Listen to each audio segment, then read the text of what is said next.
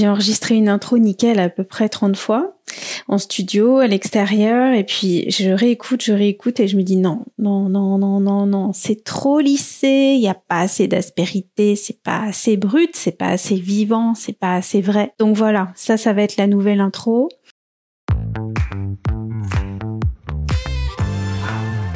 Vous êtes sur le podcast Flamboyante, un podcast qui parle des femmes qui entreprennent, des femmes qui ont de l'audace, des femmes qui, à mes yeux, sont remarquables, qui incarnent parfaitement l'adjectif flamboyant d'eux. Ces femmes, elles sont plurielles parce qu'elles sont multifacettes, elles osent y aller, elles en ont sous le pied.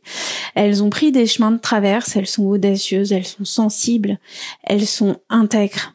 Elles tentent l'alignement, et je dis elles tentent parce que c'est pas toujours facile. Elles se respectent, elles respectent leurs valeurs, et ça me touche beaucoup. Donc ces femmes qui créent, qui entreprennent, qui créent des boîtes, qui enferment, qui proposent des nouveaux services, des nouveaux produits, qui offrent du sens, qui offrent de la valeur à nos univers, à nos vies. Ce sont ces femmes que je vais rencontrer, ce sont ces femmes que je vais interviewer et ce sont ces femmes que je vais vous présenter. Donc bienvenue sur le podcast Flamboyante, un tout nouveau podcast créé par Sabine Reynard, avec beaucoup de cœur, avec beaucoup de joie, avec beaucoup d'envie. Je vous souhaite une bonne écoute, une belle journée et je vous dis à bientôt. Vous êtes à un moment phare de votre carrière. Nouvelle stratégie, c'est une question de vie ou de mort. Ah oui, carrément. Le mot patronne, pour moi, c'est un mot très fort. Non, mais nous, les femmes, c'est pas pareil. Ah bon? Combien il te faut pour commencer? J'aime les gens qui doutent, les gens qui trop écoutent leur cœur se balancer. Et une fois qu'on est là, on est des patronnes et on s'entraide. Bouchée double sur la com. On était tous à fond. Et je pense que tout ça est aussi lié à mon syndrome de l'imposteur. Ouvrir une boîte, et pourquoi pas? Aujourd'hui, j'ai l'immense joie d'accueillir Maud Villaret, la fondatrice de la marque Toubab Paris depuis 2006, créatrice de bijoux totalement dingues, tant par leur couleur que leur envergure et aussi par l'énergie qu'ils dégagent. J'ai envie de dire que les créations de Toubab Paris envoient du lourd, autant au cou des mannequins des défilés qu'au cou des femmes dans la rue. Maud, je t'ai rencontrée il y a plus de 20 ans au sein du bureau de style Nelly Rodi, dans lequel j'étais chef de projet styliste. On a été formées toutes les deux en art textile et impression à l'école du Perret à Paris. Et ça, c'est une info essentielle pour comprendre ton positionnement et comment tu crées. Depuis cette époque, on s'est vu peut-être 3 fois, mais on se suit, il me semble, sans trop m'avancer, qu'on s'aime mutuellement et qu'on aime mutuellement ce que l'autre fait, que l'on se respecte en tant que femme, en tant que créatrice et aussi en tant que chef d'entreprise.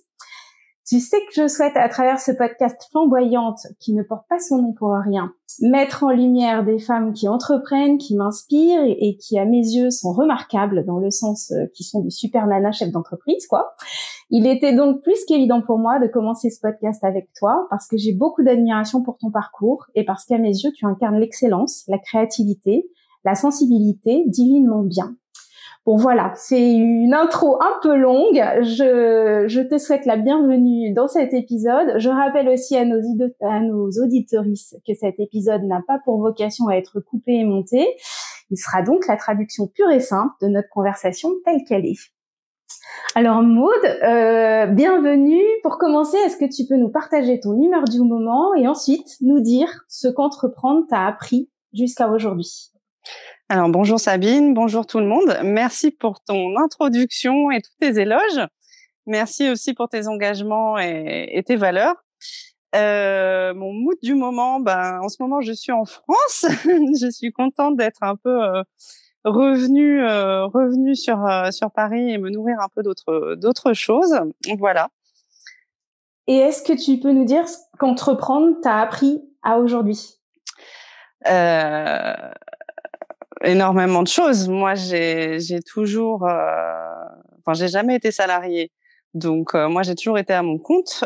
Donc, la question ne s'est même pas posée. C'était fluide. En fait, pour moi, les choses se sont enchaînées. Voilà, j'ai saisi toutes les opportunités au jour le jour et je suis pas forcément quelqu'un qui suit dans une planification, une stratégie. Voilà, j'essaye de m'accorder à ce qui me fait vibrer et à ce que la vie m'envoie et d'avancer comme ça sur mon chemin en fait. D'accord. Alors, est-ce que tu peux justement nous décrire les grandes lignes de ton aventure entrepreneuriale qui, on vient de le comprendre, ont été des lignes improvisées, ou en tout cas, la vie t'a envoyé des opportunités que tu as saisies et qui ont construit cette aventure? En fait, comme tu le rappelais tout à l'heure, donc moi j'ai fait des études de design textile à Duperré. Donc j'ai toujours aimé travailler les matières et la couleur. C'est vrai que j'ai eu l'occasion de faire pas mal de stages différents et moi j'ai un lien particulier avec l'Afrique depuis que je suis toute petite et j'ai saisi l'occasion de pouvoir partir faire un stage dans ma dernière année d'études sur Bamako et c'est vrai que ça a été le déclencheur de tout ce que je fais encore aujourd'hui en fait. C'était vraiment le déclic de tous les projets qui ont suivi en fait. Donc c'est un voyage révélation.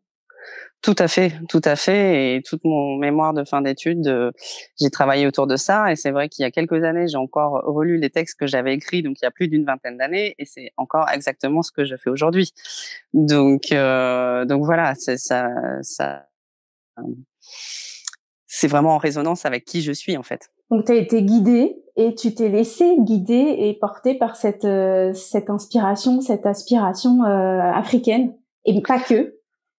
Voilà, moi quand j'étais sur Bamako, en fait, j'ai fait un stage de teinture à l'indigo de manière traditionnelle avec Aboubacar Fofana, qui est un grand designer et une pointure de l'indigo au niveau international. Et j'ai découvert qu'est-ce que c'était que le travail des textiles traditionnels, donc aller chercher l'eau à la source, monter les cuves, piler les boules d'indigo, etc. Et je me suis rendu compte du travail de dingue que c'était. Et voilà, c'est quelqu'un qui œuvre beaucoup pour la valorisation du patrimoine textile. Et ça a été aussi une révélation par rapport à ça, en fait. Et le travail aussi des femmes, l'engagement des femmes, voilà, qui travaillent autour de tous ces textiles. Donc, j'ai commencé à mettre un pied un peu là-dedans à ce moment-là, en fait. Est-ce que pour toi, tu as senti que c'était un défi? Tu avais des peurs? Il y avait des émotions qui étaient associées à cette découverte ou tu t'es vraiment plongée, on va dire, voilà, comme dans un bain de couleurs et puis laissé porter?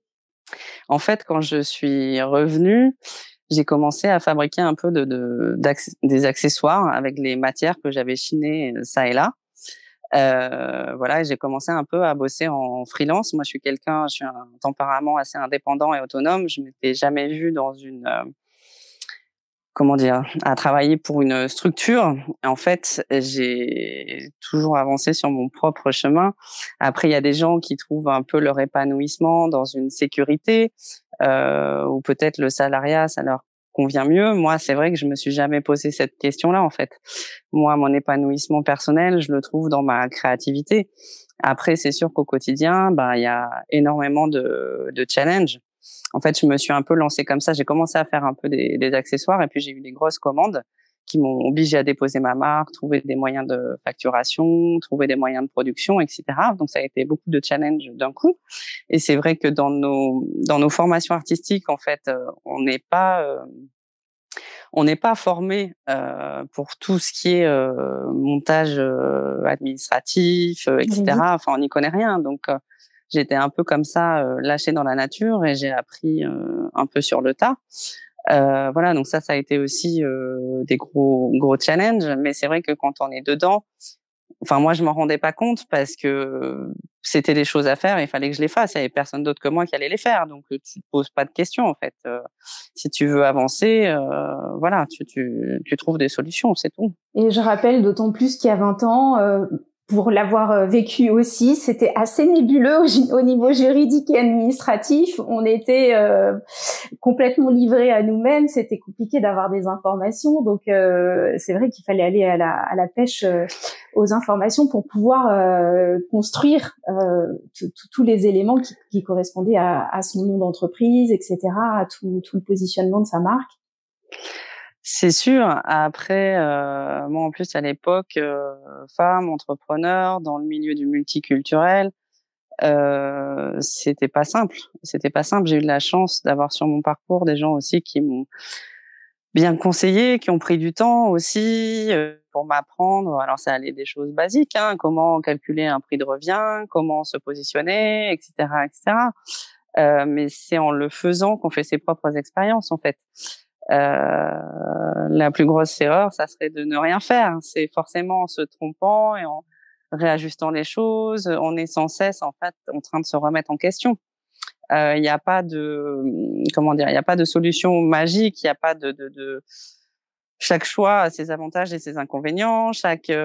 Voilà, des fois c'est pas facile de prendre certaines décisions et de s'y tenir, mais il n'y a pas de modèle parfait ou voilà, c'est. Dans mes souvenirs, j'ai eu l'impression que tout ça, ça s'est fait très vite pour toi et que finalement, tu as embrayé, tu as créé et puis ta marque, elle est arrivée très vite. Le nom, c'était presque une évidence. Donc, tu nous parles de ces balbutiements, de ces ajustements, de tout ce que tu as cherché pour commencer. Et finalement, après avoir commencé cette création, comment tu as construit ta marque? Est-ce qu'il y a un message que tu voulais faire passer? Est-ce qu'il y avait vraiment un positionnement qui te tenait à cœur et est-ce que c'était évident pour toi après la construction de cette marque et de cette image de marque? En fait, quand j'ai commencé, moi, j'étais beaucoup sur du produit en petite série, parce qu'à l'époque, j'avais eu quand même des grosses commandes.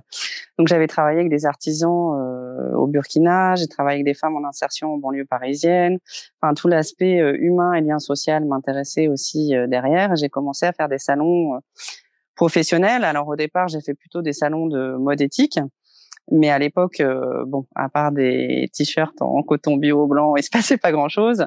Et les gens, quand ils voyaient des textiles africains, ils m'associaient à de l'importation d'artisanat et c'était pas ma démarche non plus.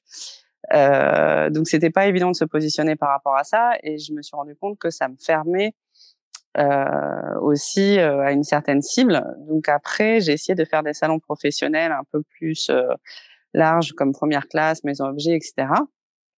Et là, j'ai commencé à avoir un réseau de distribution boutique à l'international. Sauf qu'en fait, je pense que c'est à ce moment-là que je me suis rendu compte que j'ai été chef d'entreprise, en fait. Mais que j'avais jamais voulu monter une entreprise, en fait. Moi, je suis une artiste et en fait, mon cœur de métier, c'est la créa. Et je me suis rendu compte au bout de je ne sais combien d'années que j'avais jamais le temps de faire de la créa. Parce qu'en fait, quand on est chef d'entreprise, les 3/4 du temps...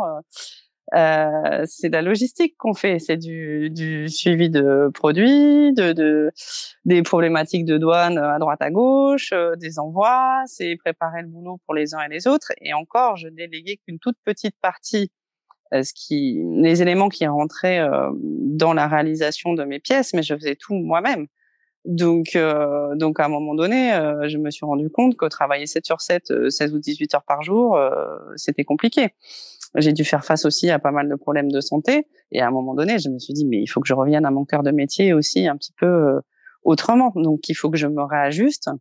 Et j'ai compris que en faisant aussi des produits en série, il fallait vraiment faire du volume pour que ce soit rentable. Et ça a jamais été, en fait, mon objectif. Parce que j'avais envie de me développer autrement et de faire vraiment de la pièce unique. Donc à ce moment-là, c'est vrai que j'ai pris aussi un peu des décisions d'arrêter de bosser avec des bureaux de presse, d'arrêter les boutiques, de monter ma propre boutique en ligne, de garder quelques points de vente, des gens qui me suivaient depuis le début ou des structures, des boutiques de musées, des fondations, etc. Où je pouvais travailler sur des collections capsules, où je pouvais avoir aussi une visibilité un peu autrement, et de travailler en pièce unique sur du sur-mesure, de développer les collaborations avec d'autres créateurs, d'autres marques autrement, ce qui me permettait aussi de voyager et d'arrêter tout ce qui était salon parce que je pouvais plus arriver à gérer toute seule 2 collections par an et des shootings. Les après-salons étaient aussi assez difficiles à gérer parce qu'on était aussi débordés. J'avais vraiment pas le temps de pouvoir m'exprimer créativement comme j'avais envie, quoi. Donc là, finalement, tu viens de nous partager presque le premier réajustement important autour de ton entreprise et de ta marque, en passant des séries, des grosses séries qui pouvaient t'apporter par le volume un revenu intéressant, à la pièce unique ou à la micro-capsule, donc à la mini-série. Ça a été hyper important dans le développement de ton entreprise. Oui, et puis en fait, voilà, moi, quand j'ai commencé, je me suis jamais dit, je vais monter une marque, je vais monter une entreprise, je vais débloquer des fonds.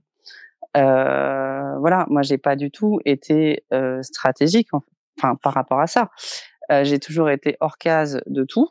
Et pendant un moment, je pensais que ça m'ajoutait, on va dire, des difficultés. Et j'ai compris aujourd'hui que c'est vraiment ce qui faisait aussi ma force, cette espèce de côté hors case et pas conventionnel, en fait, où je me suis vraiment écoutée à plusieurs reprises. J'ai essayé aussi de faire des business plans pour me développer différemment. Et puis, en fait, je me suis rendu compte que j'avais pas envie de ça, en fait. J'avais pas envie d'avoir des équipes fixes, de gérer, voilà, de continuer ce type de développement-là et d'être vendu dans plein de boutiques, en fait. Je suis pas quelqu'un qui court après la notoriété. Moi, j'ai juste envie de m'exprimer créativement autrement pour partager et transmettre autre chose comme vibration, on va dire.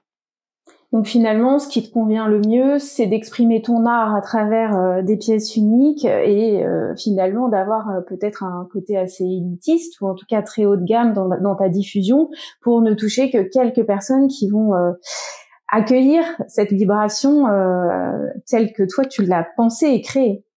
Après, moi, j'ai toujours été un peu, comment dire, un espèce d'entre-deux où je suis quand même à la fois une marque et je fais quand même un peu des petits produits pour ma boutique en ligne, pour voilà, pour des clients que j'ai déjà, et en même temps, j'essaye d'avoir un positionnement un peu plus artistique, surtout ces dernières années où j'essaye de développer tout ce qui est sculpture murale, voilà, d'être représentée en galerie un petit peu autrement, etc.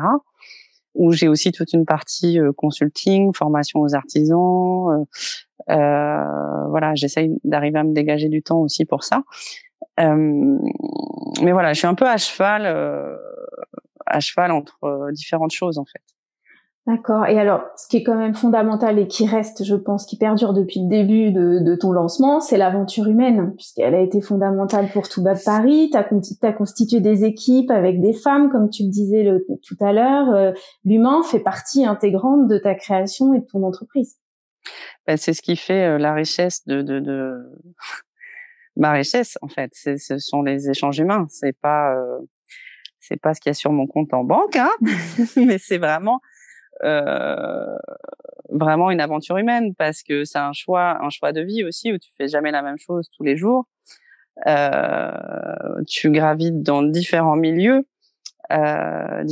sociaux, différents pays, voilà, ma richesse, c'est aussi tous mes contacts et les relations que je peux nouer à travers le monde, en fait. C'est vraiment ça. Et pour essayer de rebondir à une partie d'une question que tu m'as posée tout à l'heure, Toubab, moi je me suis appelée Toubab parce que j'étais Toubabou au Mali. Donc j'avais choisi ce nom-là quand j'ai monté ma marque parce que je trouvais que c'était un mot qui était facilement identifiable par les gens ici. Et puis c'est ce que j'étais. J'ai pas triché sur sur la notion de couleur. Et en fait, je me suis rendu compte au bout de quelques années que je recevais en fait des messages des gens qui me remerciaient pour la joie de vivre que je leur apportais, et notamment un email d'une cliente australienne. À l'époque, j'avais des revendeurs là-bas qui avaient acheté un collier à moi et qui me disait que c'était le seul collier qu'elle pouvait porter parce qu'elle avait eu un cancer du sein, et mon collier était imposant visuellement, mais il n'était pas lourd. Donc elle, ça lui procurait de la joie parce qu'il était plein de couleurs, et ça créait aussi du lien avec l'extérieur parce que les gens la complimentaient ou la questionnaient sur la provenance du collier, etc. Et elle m'avait fait un message tellement touchant, le genre de message qui met vraiment les larmes aux yeux. Et je me suis dit, mais en fait, j'ai pas choisi Toubab par hasard. Enfin, il n'y a pas de hasard dans la vie. Il n'y a que des synchronicités, et voilà, tout a un sens. Et en fait, Toubab, ça vient du mot Toubib, des premiers médecins qui allaient au Sénégal. Et pour moi, derrière ce mot-là, il y a l'idée du bijou qui soigne, mais qui soigne autrement, en apportant de la joie de vivre aux gens. Et mon cœur de métier, il est là. Et c'est aussi pour ça que j'ai voulu me développer en pièce unique autrement. Je pense que chaque personne trouve la pièce qu'il lui faut, chaque pièce trouve la bonne personne. Et c'est vraiment un échange énergétique autrement. Et quand je te dis ça, j'ai encore des frissons. Moi, je suis quelqu'un assez connecté aussi. Et voilà. Et c'est cette joie de vivre que j'ai trouvée, par exemple, au Mali, où j'allais dans les villages où les gens n'ont rien et partagent tout. Et c'est ce truc-là, en fait, qui est super fort et qui m'anime, en fait. Et je suis quelqu'un d'hyper sensible aux matières, aux couleurs. Chaque couleur aussi a des vibrations particulières, en énergétique, etc. Je m'intéresse à la lithothérapie, je m'intéresse à plein de choses, en fait. Et donc, c'est aussi pour ça que pour moi, c'est vraiment important d'arriver à travailler sur de la pièce unique, mais avec plein de matériaux différents. Parce qu'ils ont tous une vibration particulière, ils ont tous une histoire, ils ont tous... voilà, et c'est vraiment ça mon cœur de métier en fait. Et toi, tu associes toutes ces matières et tous ces matériaux d'une manière un peu magique, c'est-à-dire que tu le fais par rapport aux formes, c'est très intuitif, voilà. Donc ça a un sens aussi dans cette valeur de guérison, puisque finalement il n'y a pas de hasard non plus dans la manière dont tu composes tes bijoux. Et puis je me suis aperçue aussi d'une chose, c'est que c'est vrai que moi, j'ai jamais été comme ça, donc je me rendais pas compte, mais il y a beaucoup de personnes aussi qui sont figées dans un mode vestimentaire, de par leur travail, de par plein de choses, et qui n'osent pas apporter de la couleur, qui n'osent pas apporter des choses originales, etc., qui aiment bien, et qui me disent, c'est joli, mais je ne porterai pas. Et puis finalement, ils essayent un petit collier ton sur ton. Et puis 6 mois après, je les revois avec quelque chose de plus gros. Et puis bon, 2 ans après, c'est des boucles d'oreilles avec des pompons, des machins. Parce qu'ils ont eu des compliments, parce qu'ils ont été... voilà. Donc ça les encourage et ça leur redonne aussi confiance en leur disant, oui, c'est possible. Moi aussi, je peux asseoir mon originalité autrement. Et il y a beaucoup un aspect comme ça aussi, et de plus en plus, et c'est assez drôle en fait. Des fois, je remarque vraiment presque des changements de comportement en fait par rapport à l'accessoire. Ouais, c'est l'accessoire qui permet de se révéler finalement aussi et de s'exprimer. C'est ça. Et chacun fonctionne un peu différemment, mais non, c'est assez rigolo. Alors, une autre part importante de ton business, c'est évidemment la créativité. Tu nous l'as dit tout à l'heure. C'est aussi ce qui, je pense, nous lie. Est-ce que tu peux nous parler de la place de la créativité dans ta vie d'une manière générale? Et puis, comment tu composes avec cette créativité? Est-ce que ça a un vrai impact dans ton entreprise et dans tes choix d'entreprise? J'imagine que c'est très puissant et que peut-être que c'est elle qui te guide tout le temps. Ben, en fait, elle fait partie de moi au quotidien pour toutes sortes de process. C'est pas juste la créa au niveau du produit, en fait. On est confronté au quotidien toujours à plein de problématiques différentes. Il y a des fois, je me dis, mais je vais écrire un livre de qu'est-ce que j'ai pas encore fait, en fait. Et tous les jours, j'ai des nouvelles problématiques. Et je me dis, mais c'est pas possible, en fait. Pourquoi on m'envoie ça encore? Mais du coup, ça oblige vraiment à avoir aussi à adapter sa vision de la vie, à être aussi sensible aux signes, sensible vraiment à ce qu'on ressent aussi, parce que des fois il y a des propositions qu'on nous fait ou des choses qui semblent très bien sur le papier ou qui sont et moi maintenant j'ai appris à fonctionner différemment. Quand je le sens pas, j'y vais pas. Par contre, il y a des choses que je peux sentir, auxquelles je suis très réceptive, qui franchement semble compliqué, mais j'y vais les yeux fermés parce que je sais que ça va être bon pour moi. Donc c'est vraiment quelque chose, comment dire, avec moi-même où j'ai aussi appris à m'écouter au fil du temps. Voilà, j'ai aussi appris à dire non parce que ça a été difficile pour moi et de pas tout accepter tout le temps parce qu'on s'épuise. Donc il faut arriver aussi à faire des choix. Savoir dire non, savoir se donner de la valeur, savoir s'estimer, ça c'est tout un challenge. Moi, j'essaye d'apprendre à prendre soin de moi depuis des années, mais ça c'est ça c'est un challenge aussi parce que sinon je ne fais que travailler. C'est vrai que quand on est passionné, il y a tout le temps des choses à faire. Il y a tout le temps des choses à faire. Et des fois, il y a encore des gens quand je dis que le métier, c'est faire du bijou. Il y a des gens qui me demandent si c'est mon vrai métier. Je dis, mais déjà, c'est quoi la notion d'un faux métier? mais à un moment donné, on peut s'occuper 24 heures sur 24. Voilà, même juste en création, moi, j'ai l'impression d'être à 2% de ce que je peux faire créativement parlant, en fait. Bien sûr. Donc voilà, il y a tout le temps des choses à avancer. Les réseaux sociaux, il faut tout updater tout le temps. Il y a tout le temps des dossiers de presse à updater, tout le temps des sites, tout le temps des... du contenu à faire. Il y a, voilà, c'est sans fin en fait. Je fais une micro-pause parce que je pense que ton micro touche un peu ton bijou. Ah, pardon. Parfois, Et ça puis, alterne je le viens son. de m'apercevoir que j'ai plus beaucoup de batterie, mais je peux pas charger mon téléphone et avoir le micro en même temps. Donc, Il reste longtemps ou pas? Pas beaucoup. Bon. Écoute, on pourra peut-être faire en 2 temps, je sais pas. On continue jusqu'au bout ou... On continue jusqu'au bout.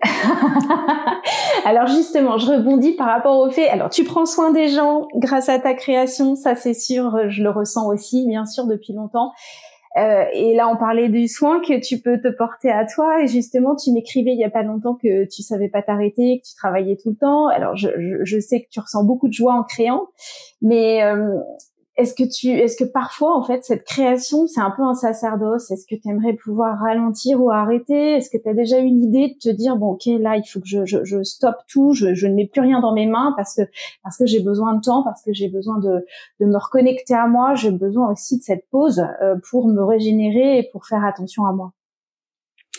Non, en fait, moi, c'est vraiment pas...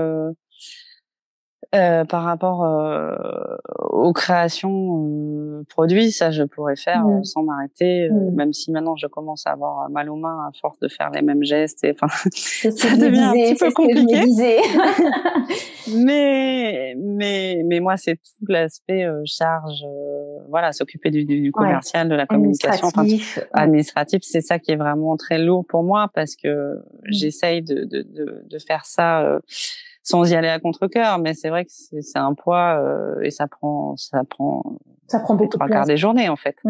Donc la créa, c'est vrai que c'est souvent le soir, la nuit, quand on n'est pas dérangé au téléphone, quand il n'y a pas 36 choses à gérer.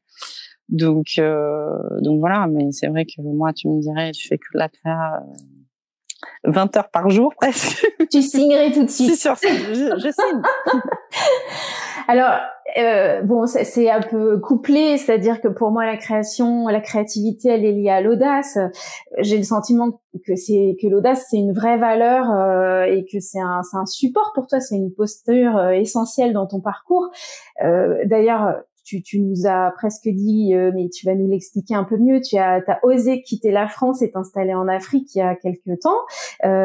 Comment tu as fait ça? Comment t'as basculé sur le continent africain? Je sais aussi que tu te déplaces avec 3 camions de perles et de tissus. Comment t'as fait pour déménager ton atelier parisien? Enfin, tout cet aspect-là, en fait, moi, me semble, quand je t'ai vu partir, je me suis dit, waouh, comment elle fait, quoi? Elle est très audacieuse, elle envoie, et comment elle s'organise, parce que ça me semblait un peu terrifiant de là où je te regardais. En fait, bon, moi je suis quelqu'un qui voyageait quand même pas mal, et c'est vrai que là j'ai fait le choix d'essayer d'aller sur l'étranger pour essayer de former aussi des gens, essayer de développer des collaborations avec des artisans, avoir voilà des transversalités aussi qui se créent entre plein de cœurs de métier. Moi, ça faisait quelques années que j'allais donc au Sénégal pour exposer pour les biennales, et c'est vrai que ça s'est enchaîné avec des rencontres, avec des opportunités, voilà, où maintenant je suis beaucoup là-bas, en train d'essayer de former des gens, de monter aussi un atelier, des points de vente, etc. Mais c'est vrai que je suis confrontée à des nouvelles problématiques que je n'avais pas. Et puis du coup, ne serait-ce que la logistique d'apport de certaines matières premières ou ramener des produits finis, etc. Ça rajoute, voilà, ça complique les choses. Mais c'est vrai que j'étais un peu arrivée à saturation à Paris. Paris, bon, c'est une ville que j'adore, hein. Culturellement, il se passe plein de choses, mais j'avais pas forcément le temps d'en profiter réellement. Moi, c'est vrai que je bossais dans un atelier où j'avais très très froid les hivers, ou 15 ans d'atelier à travailler les hivers par 2 degrés. Waouh. même en chauffant avec des triples doudounes, bonnet, etc. Enfin, je passe des conditions de travail, mais voilà. Donc, de me retrouver au chaud, alors pour le coup, il fait très chaud. Là, il fait très chaud, là, cette fois-ci. C'est l'extrême. Voilà, pour moi, je gagne en qualité de vie autrement, même si c'est très pollué, même s'il y a beaucoup de poussière, même si c'est... Voilà. J'ai plus de lumière aussi autrement. Je suis avec des gens qui ont peut-être qui expriment plus facilement leur joie de vivre aussi différemment. Et puis on a quelque part, il y a toujours ce sentiment de se sentir un peu plus utile en étant dans la transmission de certains savoirs, de méthodologie de travail, de structuration, etc. Parce que tout est à créer en fait autrement. Et puis je me retrouve confrontée à des situations où voilà, les gens ont beaucoup de savoir-faire, mais ils savent pas s'organiser pour le valoriser, en fait. Ils ont peut-être même pas conscience. Voilà, c'est des gens qui ont beaucoup de créativité, aussi bien dans leurs produits que dans leurs process, parce qu'ils travaillent avec des outils rudimentaires, où c'est complètement surréaliste, parce qu'on sait même pas comment ils font dans des conditions de travail, mais c'est, voilà. Et j'ai aussi envie de contribuer à leur essor et de leur donner leur chance aussi autrement, quoi. Donc là, concrètement, tu interviens dans des ateliers et tu viens leur apporter de la structure, de la valorisation, de la méthodologie. C'est ça que tu fais au quotidien, là, aujourd'hui? Alors, en fait, moi, j'ai formé quelqu'un qui est en train de devenir un petit peu mon assistant, là. J'ai aussi embauché deux femmes qui font de la broderie. Alors, ils réalisent pas des pièces entièrement finies, mais ils contribuent à l'élaboration de certaines pièces, on va dire. Certaines de tes pièces, du coup. De mes pièces, voilà. Ouais. Et puis, on essaye de travailler sur voilà, des prochaines expositions, sur des pièces qui ne sont pas forcément bijoux aussi. Parce que les gens, il faut savoir une chose, c'est que les gens ne se rendent jamais compte du temps de travail. Et même moi, des fois, je préfère oublier. Oui, mais c'est pharaonique. Et je sais jamais combien de temps j'ai passé sur une pièce, parce que des fois, je pars pour faire un petit produit, et puis en fait, 80 heures après, j'y suis encore, et ça devient une pièce unique monumentale. Donc voilà. Donc ça, c'est difficile aussi à évoluer. Je suis quelqu'un qui suis très exigeante et vraiment à cheval sur les finitions produits. Donc voilà, mais c'est vrai que les gens ne se rendent pas compte que oui, sur telle pièce, j'ai passé 50 heures, etc. Donc là, les sculptures murales, c'est plus en dizaines d'heures, c'est en centaines d'heures. Wow. Donc ça, moi toute seule, c'est plus possible, hein, parce que c'est compliqué, je peux pas faire ça et tout le reste. Donc j'essaye petit à petit de déléguer certaines choses. Mais alors là où c'est un peu difficile, c'est que je sais jamais en amont ce que je vais faire. Ça se construit au fur et à mesure. Donc déléguer des choses qui se construisent au fur et à mesure, c'est pas simple non plus. Donc voilà, c'est le challenge du quotidien. Et puis c'est vrai que là-bas, c'est une autre manière de fonctionner, où les gens sont un peu plus aussi au jour le jour, un peu. Donc c'est pas évident, ça fait travailler vraiment sur notre patience. Des fois, c'est pas très simple. Pour l'instant, c'est vrai que j'y allais dans l'optique aussi d'arriver à former des gens pour me dégager un peu plus de temps, justement, pour arriver à faire de la création. Et pour l'instant, je fais encore beaucoup de management, on va dire. Ouais. Et en même temps, ta création a évolué puisqu'elle est de plus en plus conséquente et qu'elle devient. Moi, j'ai le sentiment qu'aujourd'hui, tu nous proposes des tableaux. C'est des bijoux tableaux ou des décors muraux tableaux. C'est presque des œuvres, quoi. Alors, je suis beaucoup dans des histoires aussi de choses modulables. Donc, même dans mes sculptures murales, des fois, il y a 2 sculptures dans une. On peut moduler. J'aime bien que les gens puissent s'approprier aussi les produits comme ils ont envie. Après, moi, je suis pas quelqu'un qui va faire un produit pour que ça plaise, en fait. Moi, je fais ce qui vient et ce qui me plaît. Je suis pas quelqu'un qui va coller à je ne sais quelle tendance. Je connais un peu le milieu. Oui, on le connaît. On le connaît. Voilà. Je suis quelqu'un qui peut être à contre-courant de plein de choses. Et même à l'époque, quand j'ai commencé, moi, sur les salons, on me disait, mais enfin, c'est qui la blanche qui fait des textiles africains? C'est pas la mode, ça va pas durer. 4 ans après, tout le monde s'est mis à faire des choses en soi-disant textile africain, enfin beaucoup en wax, où c'était en plus beaucoup de wax chinois avec zéro qui revenait à l'Afrique. Et ça, c'est encore une autre, de marques qui revendiquent leur culture et leur identité, mais bon, À un moment donné, faut aussi avoir un discours qui soit cohérent. Mais c'est et en train un éthique. peu de changer parce que justement, depuis quelques années, il y a beaucoup de marques qui commencent à revaloriser les savoir-faire traditionnels et c'est très bien. Et ça commence, les artisans qui ont du mal à trouver maintenant des apprentis pour apprendre les tissages comme ils faisaient avant, etc. Les jeunes veulent plus investir dans des métiers comme ça avec des années d'apprentissage. En fait, ils ont du mal à trouver de la main d'œuvre. Hein. Quand on discute avec des vieux monsieur de Casamance qui ont fait ça toute leur vie, j'ai plus d'apprentis en fait. Et donc maintenant, il y a un réel espoir dans ces métiers de niche aussi. Il a trouvé une clientèle qui commence à comprendre qu'il faut consommer autrement, etc. Il y a tout un switch là qui est en train de se faire depuis quelques années, où tout ce qui est déjà art contemporain africain, ça devient la mode, tout le monde s'y intéresse, où il y a plein de marques qui commencent à valoriser tout ce travail-là et qui fait un travail de communication des matières, de la provenance, des savoir-faire, ou même dans les maisons de couture ici, on voit très bien que les métiers d'art et les métiers de la main commencent enfin à être valorisés en fait. Donc ça devient intéressant. On vit une époque où ça devient intéressant, mais c'est vrai qu'il y a 20 ans, c'était absolument pas le cas. Ah, mais toi, oui, ce que tu as proposé il y a 20 ans, c'était absolument pas tendance. Et ce qui est vraiment magnifique, c'est que tu as à la fois envahi les tapis rouges, et du coup, tu as habillé les défilés, et en même temps, les femmes dans la rue. Donc, en termes de diffusion, je trouve que ce qui est beau, c'est que tu as pu toucher un panel de cibles, de femmes et aujourd'hui d'hommes, puisque je sais aussi que tu crées pour les hommes. Et finalement, maintenant, tu vas habiller aussi nos maisons avec des objets déco.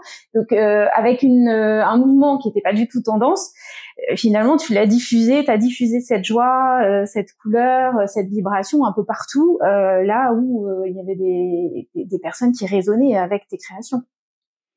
Oui, et puis c'est vrai que quand j'ai commencé à m'ouvrir un peu, à un moment donné, je faisais beaucoup de ventes privées aux États-Unis, tout ça. Le rapport aux racines était complètement différent qu'avec les personnes de la diaspora ici. Ça m'a appris aussi plein de choses humainement, historiquement, m'intéresser aussi au textile. Chaque textile a une histoire. Avec de la symbolique des motifs, avec plein de choses. Moi, tout ça, ça me passionne, en fait.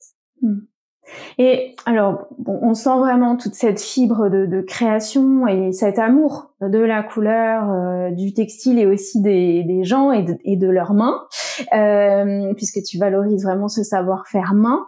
Est-ce que ça t'est arrivé ou ça t'arrive encore de douter? Est-ce que tu as connu des revers, je sais pas moi, créatifs, humains, financiers? Est-ce que tu as des regrets sur certaines décisions que tu aurais prises par rapport à la navigation dans ta structure, de ton entreprise? Je sais pas. Qu'est-ce que tu... En fait, j'ai un mode de fonctionnement peut-être un peu particulier. Je suis pas quelqu'un qui pense en positif et en négatif. Pour moi, l'échec n'existe pas. Il y a que des expériences à faire. Et chaque chose est juste, en fait. Chaque chose a un sens. Chaque expérience est là comme un cadeau. Après, forcément, le cadeau, il y a des fois, on le voit pas tout de suite. Hein. Ça fait très très long. Ça prend du temps. Après, non, c'est pas simple parce que quand on est une petite structure, surtout dans le domaine de l'art, pour travailler sur certains projets, on n'a pas les financements, faut continuer à bosser, à faire, à la fois ses commandes et à la fois pouvoir travailler sur des grosses œuvres pour la prochaine expo 3 mois après.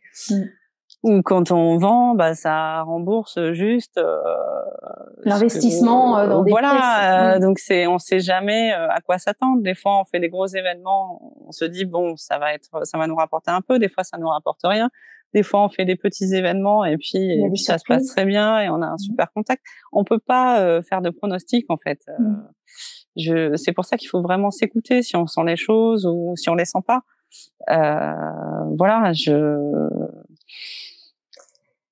Alors, est-ce que tu es heureuse de ton parcours et est-ce que, là, j'entends comment tu navigues, est-ce que malgré tout, tu génères un chiffre d'affaires qui te convient? Est-ce que ça honore ton temps passé, même si tu te nourris de cette création, j'entends bien? Comment tu le perçois? C'est pas simple parce que tout ce qui rentre, moi, je l'investis dans mes matières premières, dans mon personnel, Donc moi, j'ai pas forcément de vie à côté. Même le peu de temps de pause que je m'accorde de temps en temps en vacances, c'est toujours des vacances boulot. Moi, j'ai toujours du mal à décrocher. Même quand je vais à l'étranger, c'est pour faire des ventes. Je me trimballe. Tu parlais tout à l'heure de voyages hyper chers. Moi, je passe jamais inaperçue dans les aéroports. Avec toutes tes valises. Je suis celle qui trimballe minimum 70 kilos. Avec 95% de choses de boulot à l'intérieur. Oui, c'est pas des fringues, c'est pas des maillots de bain. C'est pas des fringues. Donc voilà, c'est rien n'est simple. Mais moi, je suis comme ça. Après, ça peut être beaucoup de concessions aussi, parce que, de concessions. Moi, je le vois pas forcément en termes de concessions, parce que je suis bien avec ça. Mais moi, j'ai pas forcément de famille, j'ai pas d'enfants, j'ai pas de voilà, et je sais pas comment font les gens qui ont des enfants. Qui en plus ont des enfants. Parce que je me dis, mais comment ils font pour s'occuper de gamins, en fait? Des fois, j'ai des messages de gens qui me disent, ah, vous avez réussi. Je dis, mais c'est quoi la réussite? Moi, j'ai pas l'impression d'avoir réussi. Pour moi, j'aurais réussi quand je sais pas, j'aurais le temps et les moyens financiers de pouvoir faire ce que je veux en termes de création, et c'est pas le cas. Ah oui, tu estimes que c'est pas le cas encore aujourd'hui, pas complètement. Ah non, et puis je suis pas quelqu'un, ce qui va me nourrir, c'est pas forcément le revers financier que ça va t'apporter. C'est vraiment l'échange humain, en fait. Puis c'est ce qui reste, le lien humain. Des fois, j'ai des projets. Je travaille pas mal à la commande des gens pour des événements qui me demandent des pièces particulières, ou des gens qui viennent avec des bijoux cassés ou un bout de tissu de la grand-mère, et qui me demandent de remonter un bijou avec ces objets avec ces matières qui ont une valeur affective aussi derrière. Et je construis quelque chose autour de ça. Donc ça, c'est des choses aussi qui m'intéressent. On rentre quelque part dans une intimité de la personne, où la personne se confie aussi des fois à moi, et il y a des choses qui restent. Ou des gens, même dans des ventes privées, la discussion très vite tourne autour de choses très intimes. Et j'ai des gens qui finissent dans mes bras en pleurs. Je comprends même pas comment ça se passe, en fait. C'est très particulier. Et des fois, j'ai vraiment des échanges. J'ai souvent des clients très très fidèles depuis des années, en fait, qui deviennent des amis. Vraiment. Partout, un peu partout dans le monde, en fait. C'est assez drôle, et c'est ça qui me fait avancer, ou qui me nourrit aussi. Oui, c'est le lien, et c'est ces partages de culture, de beauté, de connexion, d'énergie. Voilà, des fois j'ai des demandes très particulières. Je citerai pas son nom, mais par exemple, il y a 3 ans, j'ai une cliente qui est devenue une amie, qui m'a demandé comme une espèce de guirlande, un peu comme les guirlandes de prière tibétaines. En fait, elle voulait un objet comme ça pour son père, qui était mort au moment du Covid. Elle n'avait pas pu faire une cérémonie d'enterrement, donc elle l'a faite 2 ou 3 mois après. Et elle me dit, j'aimerais que ce soit toi qui me fasse ça avec tes textiles, parce que mon père, il a habité au Burkina pendant des années. Il a monté des écoles là-bas, etc. Enfin, elle m'a envoyé des articles de journaux sur ce qu'il avait fait, des photos où son père était avec plein d'enfants qui souriaient, etc. Enfin, c'est vraiment quelque chose qui me touche encore, tu vois. Oui. Et j'ai fait un drapeau avec des motifs de tissus bien spécifiques. J'avais même du wax avec des petits anges, avec des cœurs, et j'avais ramené des bronzes du Burkina, avec une maison, avec une cacahuète, j'ai brodé des graines de baobab, j'ai brodé plein de choses sur cette guirlande-là. Et c'est vraiment quelque chose qui m'a touchée. Et elle me dit, cette cliente me dit, mais combien je te dois? J'ai dit, bah non, en fait, tu me dois rien, parce que c'est moi qui te remercie d'avoir pu lui rendre hommage, en fait. C'est vraiment quelque chose, tu vois, des fois j'ai des demandes, et du coup, ça a vraiment créé encore un lien entre nous, et maintenant c'est encore plus une cliente fidèle, et je vais plus y gagner, en fait, autrement. Et tu vois, c'est des choses comme ça qui m'animent. Je suis pas quelqu'un qui va me projeter en me disant, oui, alors je sais ce que j'ai en frais fixe, évidemment, je sais ce que je dois atteindre un peu comme chiffre d'affaires mensuellement, etc. Mais c'est pas ça, mon moteur. C'est pas ça, en fait. Moi, j'ai toujours de quoi manger, j'ai un toit, voilà. Il y a des quotidiens qui sont franchement pas simples, mais j'avance autrement, en fait. J'avance vraiment autrement. Ouais, merci, c'est hyper beau. C'est très touchant, parce que je pense que là, on est vraiment au cœur de la mission de création et la mission aussi de tes mains dans leur pouvoir de créer et de créer quelque chose de vibrant, de vivant. Après, je sais pas, pour moi, c'est comme s'il y avait un peu deux types d'artistes différents. Il y a des artistes qui vont être très dans la réflexion, dans le concept. Ils savent à l'avance comment ils vont réaliser, qu'est-ce qu'ils vont réaliser, etc. Comment ça va.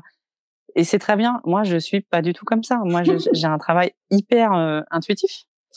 Et il y a qu'à voir mes ateliers et mon bureau. C'est une caverne d'Ali Baba et c'est vraiment très très bordélique. Excuse-moi du terme, mais voilà. Mais j'ai besoin de ça.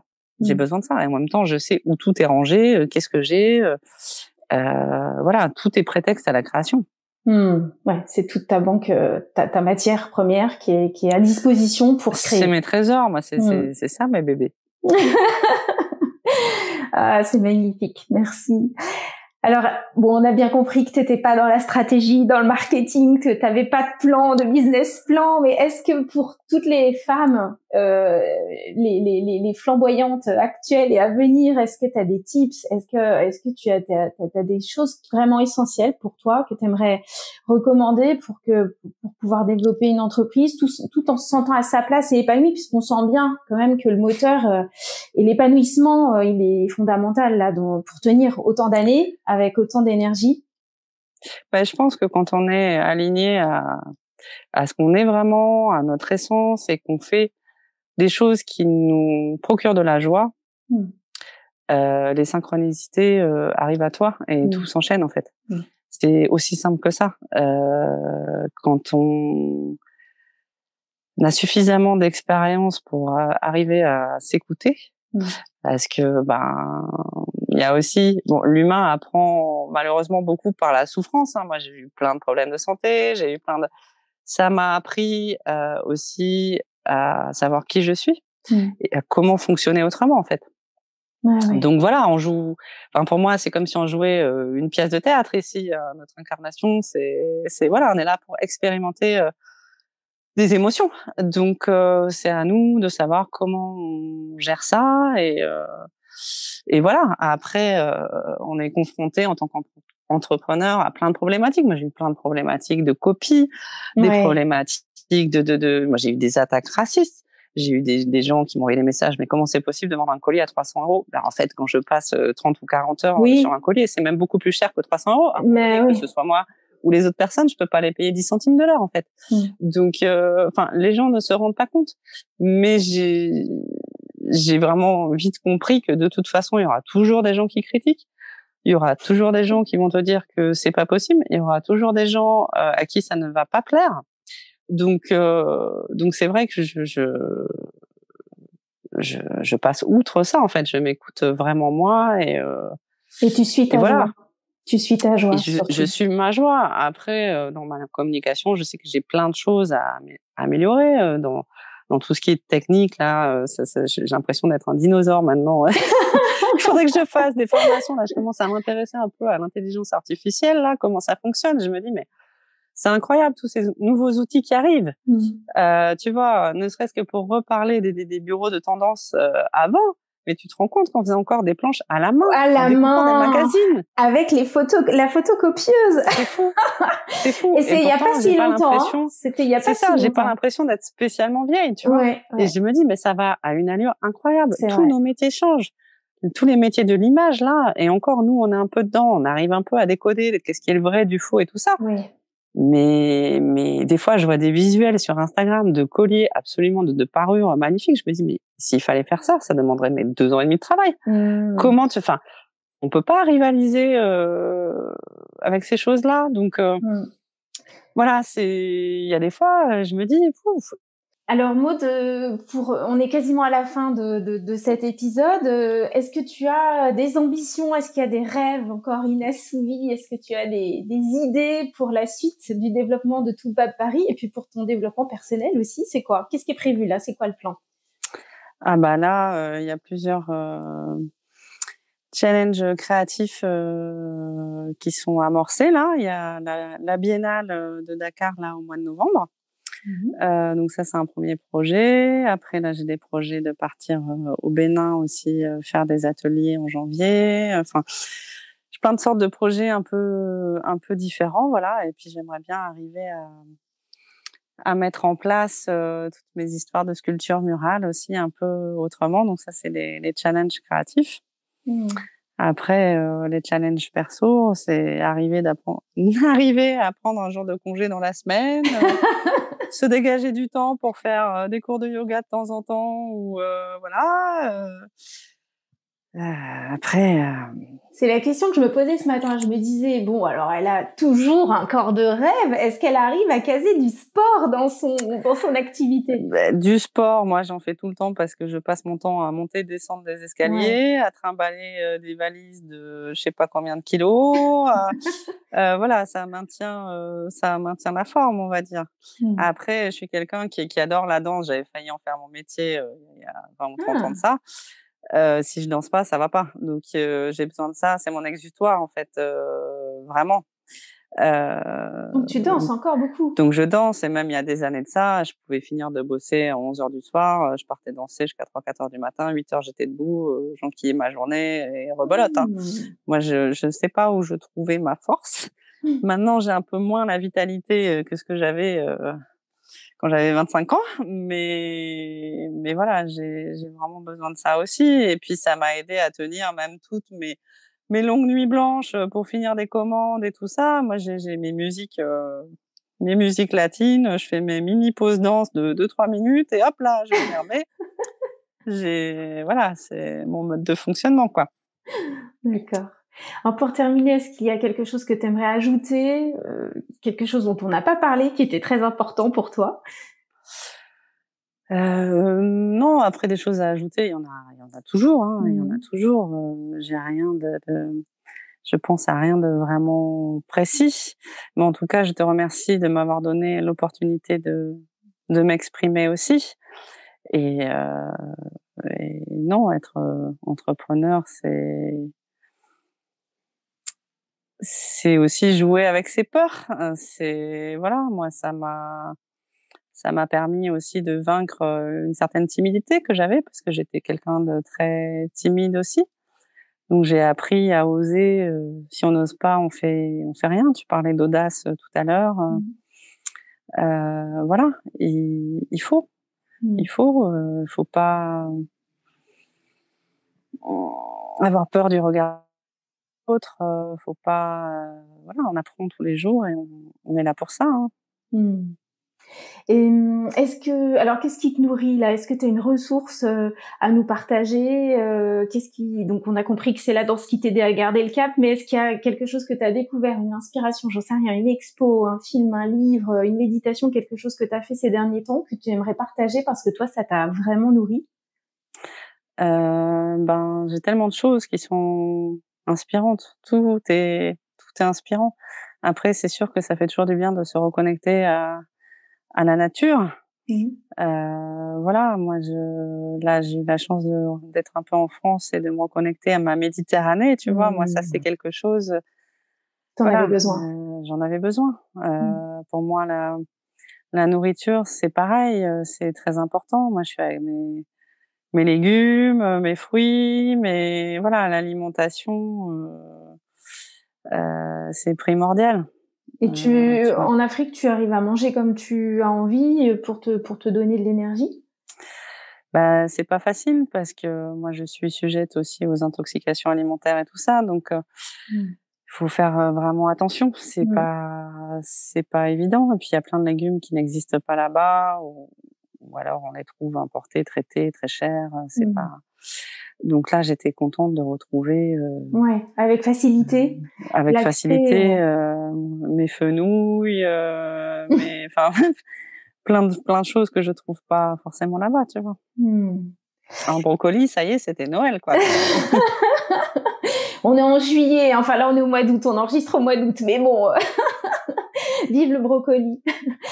Est-ce que tu peux me dire qui tu aimerais entendre sur ce podcast? Est-ce qu'il y a quelqu'un à qui tu penses, dont le parcours entrepreneurial, alors féminin, hein, puisque je rappelle que moi j'ai envie de rencontrer des femmes flamboyantes, voilà, qui pourraient nous inspirer toutes? Il y a plein de parcours qui sont inspirants, j'ai envie de te dire. Tous les parcours sont inspirants Oui, parce bien sûr. qu'ils sont tous atypiques, tu vois. Là, j'ai en tête, par exemple, une amie qui a bossé des années chez L'Oréal, qui avait quitté sa boîte il y a quelques années parce qu'elle a eu des enfants métis et qu'elle savait pas où les faire coiffer. Et elle a monté des salons de coiffure adaptés à tous les types de cheveux. Et elle fait plein d'ateliers pour apprendre aux parents à coiffer les enfants. Enfin, elle fait énormément de choses. Là, je peux pas tout résumer. Et maintenant, elle a ouvert 3 salons de coiffure. Enfin, c'est vraiment un exemple aussi de quelqu'un qui a un rêve et qui arrive à mettre toutes les chances de son côté, qui a eu plein de barrières aussi, mais qui les a dépassées, qu'elles soient administratives, etc. Qui les a complètement dépassées. Voilà, c'est un caractère, une force de caractère, vraiment. Avec plaisir, pour la recevoir, tu me donneras ses coordonnées. Et où est-ce qu'on peut te retrouver, toi, et puis acheter tes créations, ou en tout cas commander tes créations? Alors, il y a le plus facile, c'est l'e-shop de la marque, donc l'e-shop de Toubab Paris.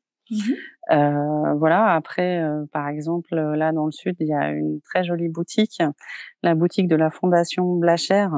Donc, en plus de venir à la boutique, il y a évidemment toute l'exposition de la Fondation. Il y a toujours, tous les ans, il y a une exposition différente qui est toujours très très intéressante, très bien scénographiée, éclairée.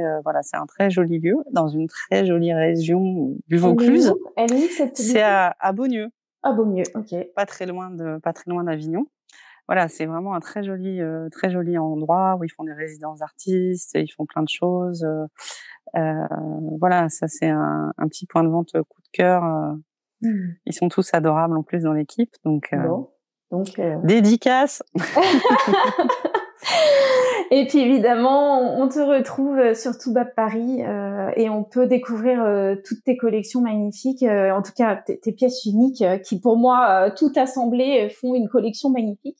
Et puis tes décors, tes sculptures murales. Écoute, merci beaucoup à toi Sabine. Merci pour tous tes compliments. Merci aussi de m'avoir encore donné l'opportunité de m'exprimer. Et puis merci à toi Maud d'être aussi inspirante. C'est un vrai bonheur pour moi de te suivre même de loin et puis de voir toutes tes nouveautés. Et je me dis ça y est, elle a encore fait oh là là, incroyable. Elle me surprend encore. Donc c'est un vrai bonheur de pouvoir suivre tes créations, tes actualités et puis de te voir bouger au fil de tes inspirations. Donc merci pour cette inspiration au quotidien et toutes ces couleurs et cette énergie que tu nous partages. Merci beaucoup.